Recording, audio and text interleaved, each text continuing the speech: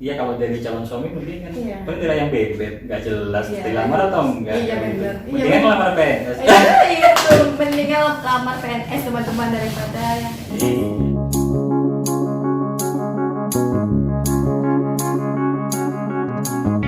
Assalamualaikum, welcome to my YouTube channel Diary Demesyu. Video kali ini saya akan membahas tentang tips untuk melaksanakan SKB CPNS, dan saya akan mengundang salah satu narasumber yang nilai SKB-nya itu tertinggi di bidang teknis. Beliau ini alumni Universitas Jenderal Sudirman tahun 2005, Fakultas Peternakan jurusan Produksi Ternak, teman-teman. Beliau ini sangat berprestasi, mungkin kalau dibahas di YouTube channel saya mungkin bisa berempat teman-teman. Jadi saya memilih 3 prestasi beliau, yaitu yang pertama pemenang PKM tahun 2008 yang diselenggarakan oleh Dikti. Yang kedua, salah satu penerima program AIMER tahun 2009 yang diselenggarakan juga oleh Kemendiknas Dikti. Yang ketiga, beliau ini pemuncak dari Fakultas Peternakan pada wisuda tahun 2009, teman-teman. Pokoknya narasumber saya ini memang orang-orang yang the best.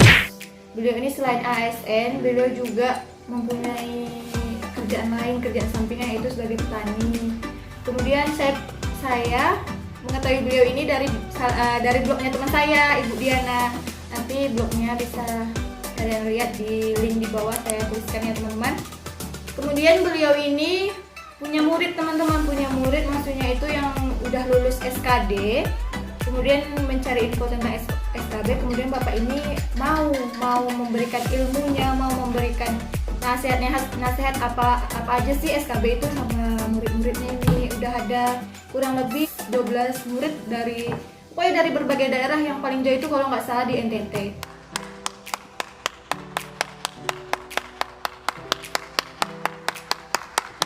Dan narasumber saya udah ada di samping saya, yaitu Pak Eva Kusdwiatma SPT. Assalamualaikum Bapak. Ini dia, Kabar baik, alhamdulillah. ini dia teman-teman sosok seseorang yang SKB-nya tertinggi di bidang teknis. Biasa aja. Emang kalau generasi milenial kayak gitu ya. Kalau saya generasi milimeter. Ya, oke Pak. Sebelumnya yang saya tahu, saya udah juga baca di blog Diana, sebelum daftar di PNS, Bapak kerja di Satu bank BUMN di salah satu sebuah kabupaten kabupaten di Provinsi Riau. Iya. Nah, kenapa Bapak milih untuk ikut daftar CPNS gitu Pak? Ya, namanya hidup kita perlu tantangan baru. Iya. Ini mungkin passion saya mungkin bukan di situ. Mungkin di sinilah passion saya untuk mengabdikan diri kepada masyarakat. Gitu. SKB tertinggi, gimana perasaan Bapak tuh Pak? Mendapat nilai peringkat tertinggi SKB di bidang teknis. Sebenarnya kalau tertinggi nggak juga sih, ada yang lebih tinggi. Tapi kan di bidang Bapak. Iya, kebetulan ya. Benar memudahkan sih, bukan karenanya saya bisa, tapi karena Allahnya yang memudahkan. Masya Allah kan teman-teman, ini patut dicontoh. Nah, ini CPNS ya ikut pertama kali atau udah kesekian kali Pak? Malu sebenarnya mau ngomong, ini bukan Iya. yang pertama kali, Iya. ini yang ke-5 kali. Jadi PNS itu sama sih kayak nyari istri. Wih, sama kayak nyari istri guys. Itu gimana tuh Pak? Ya, sama-sama diperjuangin. Sama-sama diperjuangin teman-teman. Ya Allah, saya juga pengen diperjuangin Pak. Ya Allah.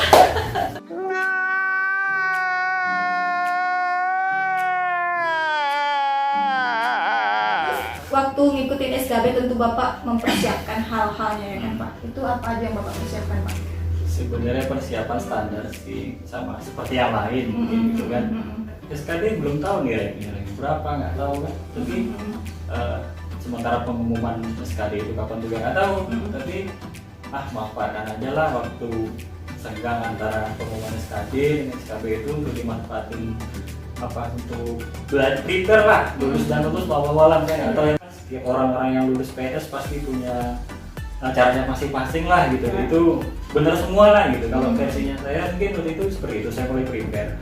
Nah, apa yang prepare yang saya lakuin pertama, saya buta masalah ASN, nggak tahu itu apa tuh ASN, jenis jabatannya apa aja saya pun nggak tahu gitu Karena kan. sebelumnya Bapak kan memang bukan Iya, bukan. kecuali Bapak honorer atau tenaga harian lepas di Betul. lingkungan pemerintah, mungkin Bapak paham ya. Betul, walaupun waktu itu istri saya sebenarnya PNS juga. Oh, istri Iya. Bapak udah PNS. Oh ya, dia udah Jadi- punya istri ya teman-teman, jadi nggak boleh minta WA atau segala macam kalau niatnya untuk mendekati.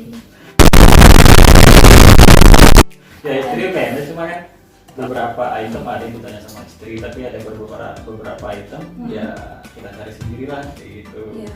Nah pertama yang saya lakuin, saya pilih dulu sebenarnya jabatan apa gitu. Jadi saya googling, saya dapat bahwa ternyata di ASN, untuk penerimaan ASN itu ada dua jenis jabatan yang Iya. akan diterima. Yang pertama jabatan pelaksana, yang kedua jabatan fungsional tertentu gitu. Untuk jabatan pelaksana acuannya itu dari Permen RB nomor 41 tahun 2018.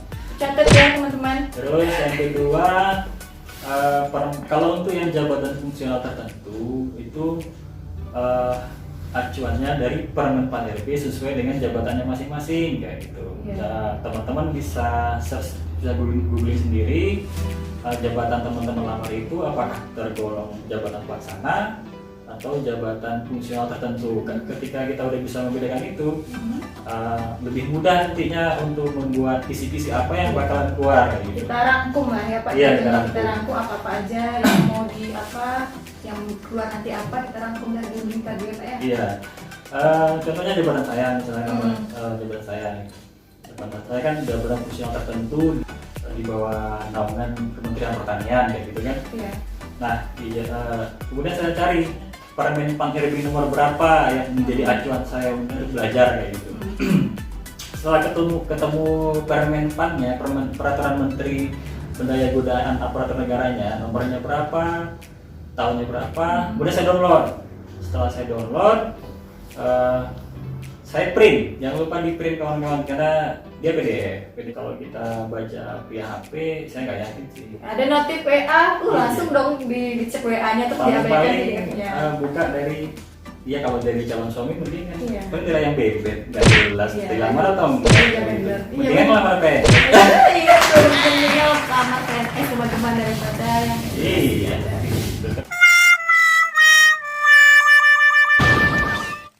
Setelah di download kemudian di print. Nah, contohnya seperti ini. Setelah kita baca, dipahami dikit-dikit aja lah, nggak usah terlalu banyak. Kita harus memahami jenjang jabatannya. Misalnya yang untuk tingkat ahli, gitu. Tingkat ahli itu ada 3 jenjang. Yang pertama ahli pertama, yang kedua muda, dan yang ketiga madya. Jenjang jabatan ini dan golongannya kita harus tahu. Nah, setelah itu gimana cara naik jenjang jabatan tersebut, kita juga harus tahu masalah KPI poinnya yang dibutuhkan berapa dan apa-apa aja yang harus dilakukan. Untuk semua jenis formasi jabatan fungsional tertentu, teman-teman boleh buka di bab 6 pasal 8, dispesifikin lagi untuk jabatan yang teman-teman lamar. Misalnya jabatan fungsional yang tingkat ahli pertama. Gitu, silahkan teman-teman kuat buka untuk pasal 8-nya untuk rincian kegiatannya atau uraian kegiatannya untuk jenjang jabatan tersebut. Itu juga menguatkan satu tingkat di atasnya, kemudian satu tingkat di atasnya. Jangan yang untuk ahli pertama saja, tapi untuk yang muda juga, yang untuk madya juga, karena dia berkaitan. Nah terus cara belajarnya gimana? Karena uraian kegiatannya sangat banyak, variasi, ada yang 30, ada yang 20, ada yang 50. Kalau yang punya saya 50, nggak banyak sih. Kalau ini ya banyak sebenarnya, tapi kalau calon istri 1. Iya. Contohnya, saya kan formasinya pengawas mutu pakan ahli pertama. Menpan RB-nya nomor 22 tahun 2013, silahkan teman-teman download yang kebetulan sama jabatannya dengan saya. Nah, itu uraian kegiatan untuk ahli pertama ada sekitar 55 item. Di item nomor 13, yaitu melakukan verifikasi metode pengujian kadar air dan kadar abu. Berarti itu kan ada kaitannya dengan analisa proksimat. Berarti kita harus tahu metode apa yang digunakan untuk menentukan kadar air dan kadar abu. Teman-teman harus diuraikan kalimat tadi kan, metodenya apa aja, analisa digunakan apa, alat dan bahan digunakan apa, dan yang paling penting apa prinsip dari metode tadi. Karena kalau kita paham prinsipnya, mau dibolak-balik kayak apa soalnya pasti bisa. Intinya dia kan banyak poin ini dari peraturan ini, terus teman-teman jabarkan sendiri dari poin-poin tersebut ya, teman-teman ringkas sendiri. Pokoknya buat konsep sendirilah untuk meringkasnya. Iya, baru ingat nih kalau saya dulu kebetulan di download buat item-item rincian kegiatan ini saya bikin ringkas kurang lebih 30 halaman. 30 halaman tinggal balik kayak bikin surat cinta. Oh my god, wow. Seperti ini penting-penting, cuma yang paling penting ini masalah mentalnya, spiritnya, bagaimana membangun semangat, keyakinan, motivasi ingin lulus, semangat ingin lulus, terus usaha kita ingin lulus, itu kita tunjukin sama Allah, sama Tuhan kita. Ya Allah insya Allah akan jawab lah kayak gitu.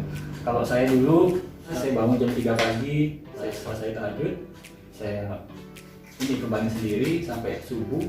Saya karena udah nikah waktu itu ya saya rajin-rajin ringkas ini, bikin ringkasan tentang ini. Tapi kalau kawan-kawan yang belum nikah ya rajin-rajin doain calonnya. Iya.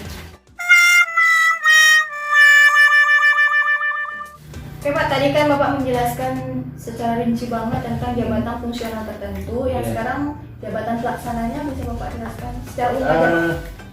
Ini jujur saya nggak begitu paham, tapi dari teman-teman saya jabatan yang dia lamar pelaksana, mereka menyarankan seperti ini. Pertama, silakan download Permenpan RB nomor 41 tahun 2018. Silahkan cari nama jabatannya. Setelah ketemu ada uraian tugasnya. Tahu saya itu nggak banyak gitu. Saya pernah buka Permenpan RB nomor 41 tahun 2018, itu nggak begitu banyak uraian kegiatannya gitu.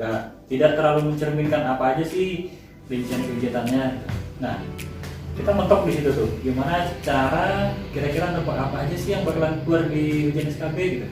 Nah, kalau dari teman-teman saya lulus, mereka menyarankan silakan download dulu jabatan fungsional tertentunya. Setelah di-download, kira-kira mana nih nama jabatan yang kita lamar dengan nama jabatan fungsional tertentu yang mirip-mirip nih, yang kita bisa belajar atau kita bisa gunakan acuan Permenpan RB terkait jabatan fungsional tertentu yang mirip dengan jabatan pelaksana tadi, peraturannya itu kita download, kita pelajarilah sama seperti cara belajarnya untuk yang JFT gitu.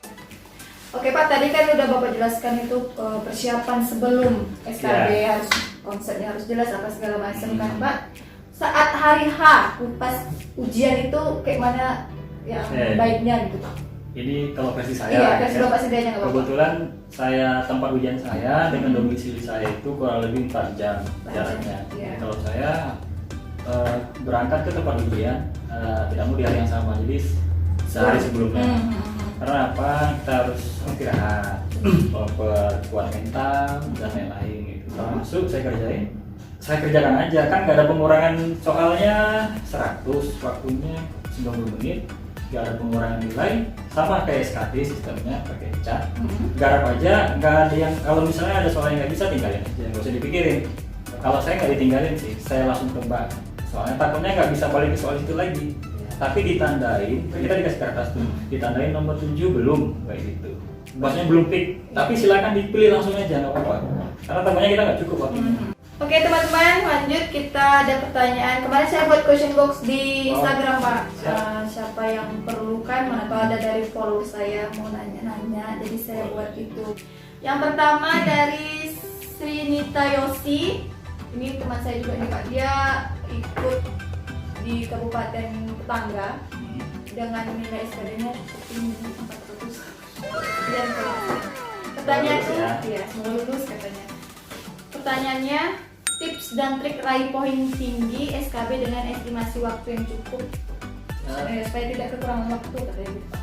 Kalau waktu sebenarnya berlebih keren. Kalau dibanding SKB jauh lebih mencukupi untuk yang SKB. Karena apa?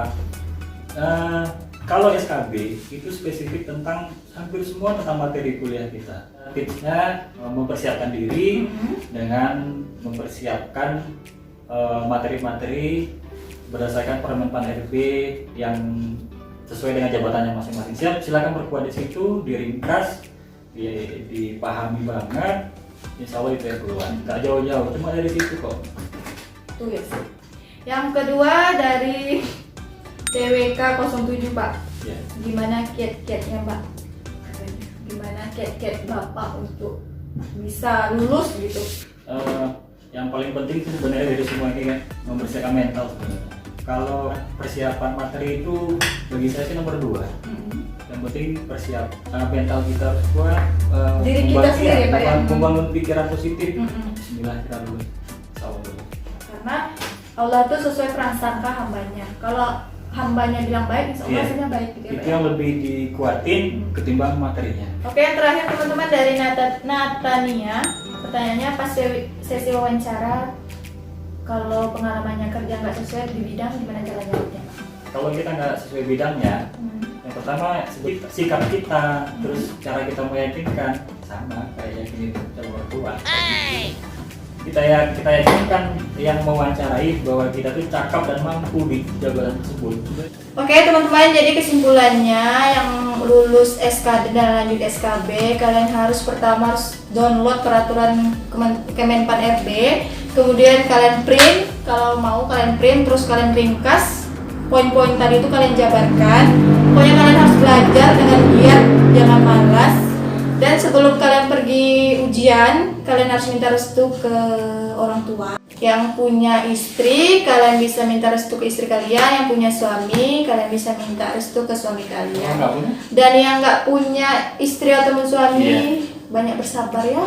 Minta restu aja sama orang tua, kalian jangan muluk-muluk. Oke guys? Oke Pak, sebelum kita tutup, padat dan jelas Bapak kasih motivasi lah untuk yang melihat video ini, untuk yang ikut SKB nanti. Sebelumnya selamat bagi para peserta SKB yang lulus SKD dan berlanjut ke tahapan SKB, dan yang belum lulus, yang kebetulan lihat ini nggak apa-apa, nggak usah patah semangat, tumbuhkan semangat kalian. Tahun ini atau tahun depan masih ada tes selanjutnya.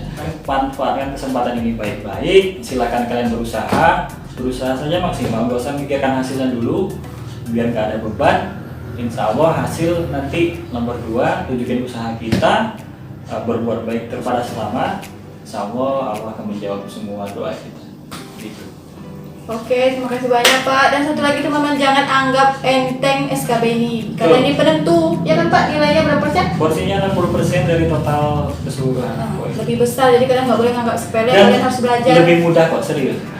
Lebih mudah tuh teman-teman, kalau Kalau kalian belajar. belajar. Kalau nggak belajar ya udah, pas aja, oke? Tapi begini, nggak harus lulus PNS, nggak lulus PNS bukan akhir dari segalanya. Gitu.